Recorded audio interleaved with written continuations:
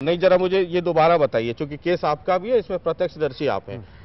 बिन्नी को केजरीवाल साहब ने बुलाया कि लक्ष्मी नगर से नॉमिनेशन फाइल मैं करो। जब पार्टी ज्वाइन की थी तो मैंने अरविंद भाई को बोला था मेरे कहीं से चुनाव लड़ने की इच्छा नहीं है। अगर मैं चुनाव लड़ूंगा तो मैं एक सीट पे काम कर पाऊंगा, और चुनाव नहीं लड़ूंगा तो कम से कम मेरी पुरानी कॉन्स्टिट्यूंसी है कौंडली, जो रिजर्व एससी है, वो लक्ष्मीनगर या जो भी 10-5 सीटें मुझे देंगे उस पर काम कर पाऊंगा। मेरा फायदा आप ज्यादा उठा पाओगे, जो मैं 2 चुनाव लड़े, थोड़ा बहुत एक्सपीरियंस जो मेरे पास है। उन्होंने कहा नहीं, आप अब चुनाव लड़ना है आपको, आप इस दिल्ली से लड़िए, क्योंकि आपको बाद में इस दिल्ली से लोकसभा भी लड़ना है। ये बात अरविंद भाई ने मुझे अपने घर बुला के कही, और मैंने उसके बाद कहा अरविंद भाई मेरा बिल्कुल जीरो बेस है वहाँ, और मैं वहाँ चुनाव नहीं लड़ पाऊंगा। मेरा कोई नहीं, उस बाकी वॉलंटियर से आप एक्सपीरियंस है, आपके पास तजुर्बा है, एक थोड़ा सा आपका नाम भी है, तो आप लड़िए लक्ष्मीनगर से। तो मैंने पार्टी के लिए चुनाव लड़ा। नहीं, अब मैं जरा मुद्दे पे आ जाता हूँ। जरा इंटरनल डेमोक्रेसी का भी पोस्टमार्टम जब हो रहा है तो हो जाना चाहिए ना, धूप भी देखिए आ गई है। बिन्नी को केजरीवाल साहब ने बुलाया, कहा कि लक्ष्मीनगर से विधानसभा चुनाव लड़ो। तब ये कोई 100 साइन सिग्नेचर विग्नेचर तब कुछ नहीं हुआ, कुछ नहीं हुआ था। तो ये तय हो गया था कि बिन्नी लक्ष्मीनगर से लड़ेंगे। हाँ। और उसके बाद फिर ये सब सिग्नेचर का ये मैंने कहा कि मेरे पास एक भी व्यक्ति नहीं है वहाँ। हाँ। तो मनीष सिसोदिया जी ने 100 सिग्नेचर करा के मेरे लिए लाके दिए थे, किसी से करा के कि भाई आप लीजिए। उसके बाद मैंने उसको मना किया कि भाई ये मुझे नहीं चाहिए, अगर मुझे लड़ना है तो मैं पहले दिन की लड़ाई भी खुद लड़ना चाहता हूँ। तो मैंने 4-5 लोगों के साथ मिलकर वहाँ 100 जाके सिग्नेचर खुद कराए थे कि भाई अगर मैं सच्चाई की लड़ाई लड़ रहा हूँ तो पहले दिन से सच्चाई से लड़ूं, हेरा फेरी से नहीं लड़ सकता हूँ। मतलब कि लक्ष्मीनगर से कौन लड़ेगा ये पार्टी में फिक्स था। पटपड़गंज से कौन लड़ेगा ये फिक्स था। नई दिल्ली से कौन लड़ेगा ये फिक्स था। मालवीय नगर नई दिल्ली वाला तो चलिए ठीक है, क्योंकि अरविंद ने पहले से डिक्लेयर किया। मैं बता दूं, नहीं डिक्लेयर नहीं था, वो भी पहले से फिक्स था। वॉलंटियर्स को बुलाया गया, एक प्रोग्राम बनाया गया, कौन कहां हाथ उठाएगा, कब करेगा, और उसके बाद मालवीय नगर फिक्स था। अच्छा, ये नहीं, आरकेपुरम फिक्स था, बीच बाबरपुर फिक्स था। अच्छा, ये कौन कौन सा फिक्स था पहले बताइए मुझे। लक्ष्मीनगर अपने से शुरू कीजिए। लक्ष्मीनगर बिन्नी का सीट विधानसभा चुनाव के लिए फिक्स था। ये बाकी जो सिग्नेचर कैंपेन ये सब ड्रामा था। ये ड्रामा था, बिल्कुल ड्रामा था। मैं देखिए मतलब खुल करके कह रहा हूं, बिल्कुल ड्रामा था। मनीष का पड़पड़गंज से फिक्स था, स्वाभाविक है, बिल्कुल फिक्स था 100%। बाकी जो सिग्नेचर है ये सब ड्रामा था, मतलब ड्रामा था। हाँ, जिन लोगों ने भरा, फॉर्म भरा, उनकी छटनी स्कूटनी हुई, सब बेकार था, कोई फायदा नहीं था। तीसरा नई दिल्ली, बाबरपुर। अच्छा, बाबरपुर, हाँ, नई दिल्ली, आरकेपुरम, मालवीय नगर, और वो एक वो क्या नाम उसका लड़का जो रेड कलर का वो पहनता है, कुर्ता पहनता है, नाम उसका दिमाग निकल गया। अच्छा चलिए, जो भी नाम हो, मतलब ये कितनी सीटें फिक्स थी? लगभग जो मुझे जानकारी मैंने बता दी आपको, और लगभग इनके दिमाग में सब चीजें बिल्कुल क्लियर थी, हमको किसको कहां लड़ाना है। अच्छा। लगभग बाकी सीटों पे जहां इनके पास उम्मीदवार अपनी टीम से नहीं मिले, अपने नजदीक लोगों से नहीं मिले, वहां इन्होंने तलाश की। ओके, मतलब जहां आदमी नहीं थे वहां पर ये सब तलाशी का कार्यक्रम हुआ।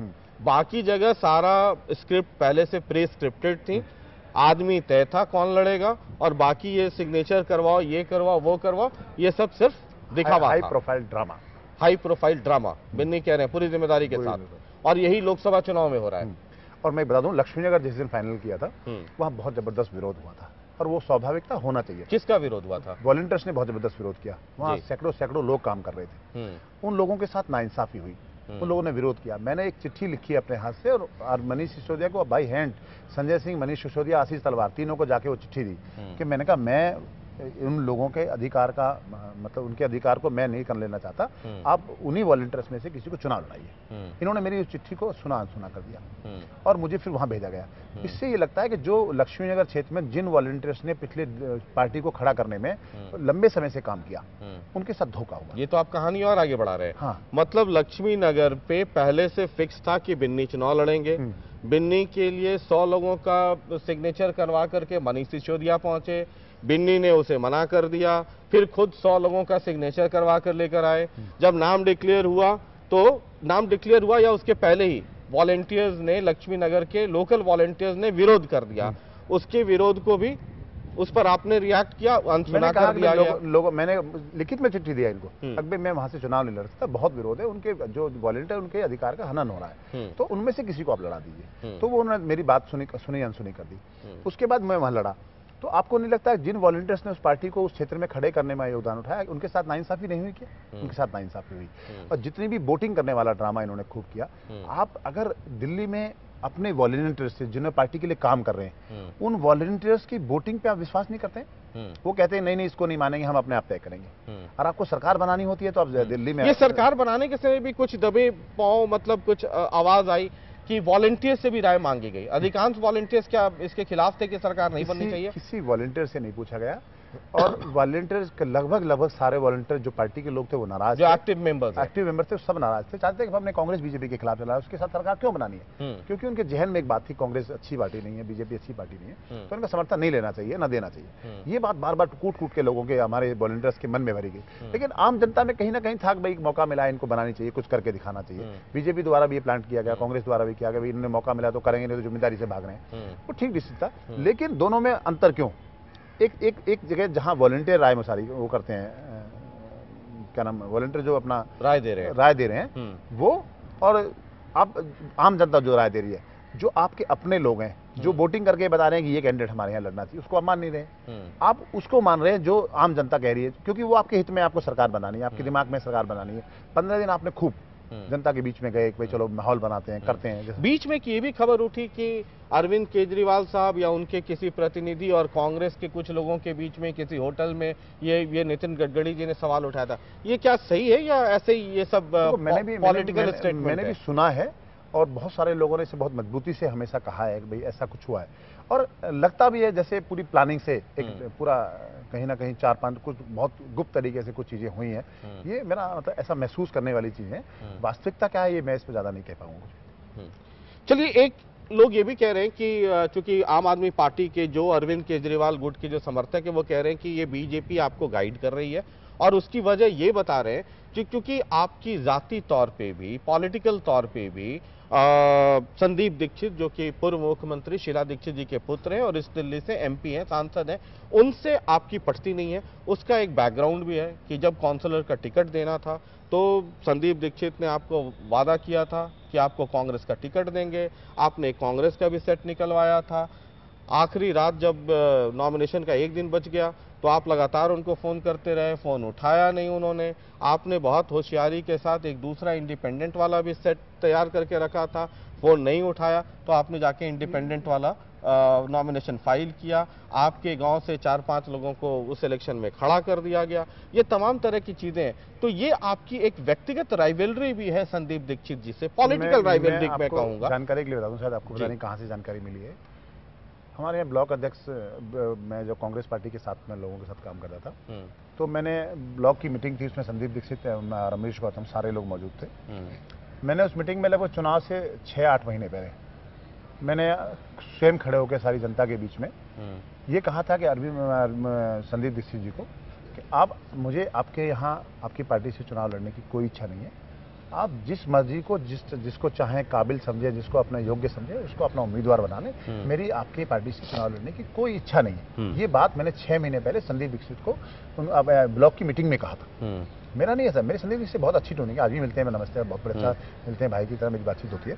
लेकिन ये वास्तविकता है कि मैंने वहाँ अप्लाई किया था, अप्लाई किया, लेकिन ये नहीं था कि मैंने अप्लाई किया, टिकट मिलता ना मिलता। मैं पहले भी इंडिपेंडेंट जीता, मैं उनके भरोसे तो नहीं जीता पहले भी, मैंने पहले टिकट तो नहीं मांगा किसी से, तो स्वाभाविक था मुझे तो लड़ना था चुनाव, और चुनाव तो मैं बिल्कुल लड़ने की तैयारी में था, मैं काम कर रहा था। मैंने तो पहले ही मना कर दिया था आप टिकट देना मत देना, मुझे इस बात की परवाह नहीं थी, और आज भी मुझे किसी चीज की परवाह नहीं। क्या कांग्रेस ने भी आपके साथ धोखाधड़ी कर दी थी? कहा था कि विधानसभा का टिकट देंगे और दिया नहीं टिकट? नहीं, कोई कभी मैंने कहीं नहीं मांगा विधानसभा, और विधानसभा मैंने कभी किसी से मांगा भी नहीं था। और विधानसभा मेरे ख्याल से पूरे प्रकरण में जब तक कांग्रेस में रहा कहीं विधानसभा चुनाव हुआ भी नहीं है। तो ये कहना कि भाई कांग्रेस ने धोखाधड़ी दी, मैं उनसे निगम पार्षद का टिकट अप्लाई जरूर किया था संदीप दीक्षित जी के कहने से, और मैं विश्वास कीजिएगा मैं अभी भी, चाहे लोकसभा टिकट की बात हो रही हो, चाहे विधानसभा टिकट की बात हो रही है, संजय सिंह जी का 30 तारीख को मुझे फोन आया था।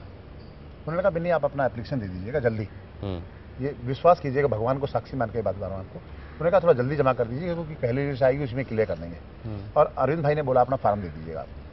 मैं 1 तारीख की सुबह अरविंद भाई के घर गया। अरविंद भाई के घर जाके मैंने, अरविंद भाई की तबीयत खराब थी, डॉक्टर्स थे, तो मैंने अरविंद भाई को विश किया न्यू ईयर, मैंने कहा भाई कैसे, और मैंने ऐसे से मैंने कहा एक बात, संजय भाई का मुझे फोन आया था और वो उन्होंने मुझे फॉर्म जमा करने के लिए बोला है, मुझे क्या करना है। उन्होंने कहा कि हाँ जमा कीजिए जल्दी। मैंने कहा ठीक है जी, मैंने कहा आपकी तबीयत ठीक नहीं, मैं बाद में बात कर लूँगा आपसे। उसके बाद ना मैं पहले कभी मैंने उससे बात की है, आप इस बात को विश्वास लेने के, जो भी आपको लगता हो मुझे विश्वास देने के लिए क्या करना चाहिए, वो उसमें मैं तैयार हूँ। मैंने कभी उनसे बाद में कभी नहीं बात की कि मुझे आप टिकट दे दो। मैंने कभी उनसे पूरे जीवन ये बात नहीं की कि मुझे मंत्री बना दो। ये पता नहीं, मुझे लगता है कि अरविंद भाई आदमी जैसे आदमी भी झूठ बोलेंगे तो बहुत मुश्किल होगा। क्योंकि योगेंद्र भाई ने अभी पीसी में कहा था कि भाई हमारे यहाँ कोई फैसला नहीं हुआ है कि भाई एमएलए लड़ेंगे या नहीं लड़ेंगे। और अभी कल आपके चैनल के माध्यम से भी, तमाम चैनलों के माध्यम से अरविंद भाई ने कहा कि भाई हमारे यहाँ फैसला हो गया, विधायक कोई नहीं लड़ेगा। तो ये लगता है ये मेरे भी मन में चल रहा था कि दो तरह की बात हो गई। जब सच्चाई तो हमेशा 20 जगह पूछोगे एक ही नजर आएगी। ये स्टेटमेंट जो बदल रहा है बार बार, ये बताता है या तो योगेंद्र भाई झूठ बोल रहे हैं या अरविंद भाई झूठ बोल रहे हैं। कहीं झूठ जरूर है। ये सच है कि मैं बिल्कुल झूठ नहीं बोल रहा हूँ। मैंने भगवान को साक्षी मान के बात कही है कि मैंने नॉमिनेशन जमा किया। संजय भाई का मुझे फोन आया और संजय भाई के फोन के बाद अरविंद भाई ने मुझे कहा कि आप जमा कर दीजिए। उसके बाद मैंने जमा किया। पहले भी मैंने विधानसभा का टिकट था, मैं पहले भी, आप विश्वास करके पूछ लीजिएगा, मैंने मना किया, मुझे विधानसभा नहीं लड़ना। और उन्होंने कहा नहीं आप जमा कीजिए, आप जैसे लोग, जो एक्सपीरियंस वाले लोग वो भी नहीं लड़ेंगे तो कौन लड़ेगा। उनके कहने के बाद मैंने फॉर्म दिया और उसके बाद मैं चुनाव लड़ा। मुझे लालच नहीं है किसी बात का। चलिए ठीक है, ये सब तो हो रहा है। अब ये बताइए कि ये सब तो हो गया, अब सोकॉज नोटिस भी आ जाएगा। मुझे ये बताइए कि आम आदमी पार्टी में और बिन्नी कितने हैं? सर ये तो मुझे लगता है कि अगर दिल्ली की जनता के मुद्दे के आधार पे लोग हमारे उम्मीदवार हैं, तो मेरे ख्याल से 28 के 28 लोगों को मेरे साथ होना चाहिए था। और नहीं तो उसमें तो 5-6 हटा दीजिए ना, जो मंत्री हैं। हाँ, मंत्री हटा दीजिए, 7 हटा दीजिए जी। बाकी लोगों का, अगर वो दिल्ली की जनता से सही मायने में प्रेम करते हैं और मुद्दों के आधार पर जुड़े हैं और वो किसी व्यक्ति विशेष की वजह से नहीं जुड़े हैं, तो उनको मुद्दों के आधार पर मेरा समर्थन करना चाहिए। वो 10,52,000 लोग, 52,000 परिवार जिन्होंने आपको उस समय सपोर्ट की चिट्ठी दी, जब आप अरविंद केजरीवाल 14-15 दिन दिल्ली में अनशन पे बैठे, आप तो भूखे बैठे हैं। उन्होंने अपनी भावनाओं में, आपने भावुक हो गए, उन लोगों से चिट्ठियां मंगाई। बहुत लोगों, वॉलंटियर ने, जो हजारों वॉलंटियर्स ने उसमें काम किया, उन वॉलंटियर उस दिल्ली की जनता के साथ भी कहीं ना कहीं धोखा है। आपको बिल तुरंत माफ करने चाहिए, पहले दिन माफ करने चाहिए थे। आपको बिजली के बिल, वो पानी के बिल, वो तो ठीक है, वो सुन लिया। मुझे ये बताइए कि और कितने बिन्नी हैं? बिन्नी मुझे इस बारे में, आम आदमी पार्टी में 28 एमएलए हैं। हाँ। तो और कितने हैं? सर मुझे इस बारे में जानकारी, विश्वास कीजिएगा मैंने किसी से बात नहीं की है। और मैं ये कल से क्या किसी ने आपसे संपर्क नहीं किया, कुछ फोन पे कि कुछ मनाने का, कि भाई मतलब ठीक है कि कुमार विश्वास अमेठी में हैं और संजय सिंह कल ऋषिकेश में थे, तो कुछ ऐसे कुछ लोग नहीं है क्या जो ये कहते कि आज रात भी खीर बनाओ? देखो मैं बता दूं कि किसी के पास जवाब नहीं है, इनके किसी जवाब देने की स्थिति में नहीं है। मनाना ना मनाना, कोई हम बच्चे थोड़ी हैं किसी मनाने ना मनाने के लिए। हम मुद्दों के आधार पर इस पार्टी से जुड़े हैं। तो अगर इनके पास, इनको लगता है कि जाने का फायदा कुछ नहीं है, क्योंकि एक बार बात हो चुकी है, बात इनको पता है कि दोबारा हम किस मुंह से कहाँ जाएंगे या किस बात से आके कहेंगे उनसे, तो ये स्वाभाविक बात है। उनके पास आने की बात ही नहीं है, और क्यों आएंगे मेरे पास वो? कल जब आप मीडिया में आए और आपने ये सारी चीजें कह दी और उसके बाद बड़ा बवाल मच गया, उसके बाद किसी ने आम आदमी पार्टी से आपसे संपर्क किया? नहीं, तमाम, मैं फ़ोन भी नहीं रिसीव कर पाया, इतने तमाम फ़ोन आ रहे थे। अगर किसी का फ़ोन बीच में आया होगा तो मेरी बात भी नहीं हुई। और मैं इस बात से बिल्कुल प्रिपेयर था कि मुझे बात नहीं करनी है, क्योंकि मुद्दा जब आप मुझे समय नहीं दे रहे हैं बात करने के लिए, तो मैं क्यों बात करूं आपसे? तो दिल्ली की जनता की बात, मैं अपने घर के लिए तो कुछ मांग नहीं रहा हूं आपसे। मैं ये तो नहीं मांग रहा हूं मुझे मंत्री पद दे दो या मुझे कुछ और दे, मैं दिल्ली की जनता के हितों की बात कर रहा हूँ। वो आपको कुछ संसदीय सचिव वचिव कुछ सुना था उस वक्त, कुछ बनाने की बात हुई, क्या हुआ उसका? मुझे नहीं पता, मुझे कभी ये भी नहीं पता था संसद सचिव बनाने की कोई बात है, और ना मुझे ये पता था कि मंत्री बनाने की बात है। बहुत सारे लोग आपके चैनल के माध्यम से कुछ जानकारी मिलती है। कई बार नाम चलता है कि विनोद कुमार बिन्नी अध्यक्ष होंगे विधानसभा के, कई बार चलता है संसद सचिव होंगे, कई बार चलता है पीडब्ल्यू मिनिस्ट्री उनके पास होगी, कई बार चलता है उप मुख्यमंत्री होंगे, वो तमाम चीजें चलती रही। अरविंद केजरीवाल से जब मैं इंटरव्यू कर रहा था इलेक्शन के पहले, और मैं यहाँ से, मुझे याद है उस दिन नरेला में रोड शो था, तो रास्ते में मैं बातचीत करता हुआ जा रहा था और एक बड़ा चंक, एक बड़ा हिस्सा उन्होंने स्वराज और मोहल्ला सभा पे और आपका एग्जाम्पल लेकर के उन्होंने पहली दफा हमारे टेलीविजन पे, हालांकि सभाओं में तो वो कहते रहे थे और बड़े अच्छे से समझाया था उन्होंने, और मैं बीच में काटने की कोशिश किया था मैंने, तो उन्होंने कहा नहीं ये पूरा सुन लीजिए, दिल्ली के लिए बड़ा इंपॉर्टेंट है, मोहल्ला सभा क्या होता है। तब ये लगा था कि बिन्नी शायद उनके दिल में बसते हैं, लेकिन फिर ये अचानक अब तक मैं इस पर एक स्पष्ट कर दूं, अरविंद भाई के दिल में कोई नहीं बसता है।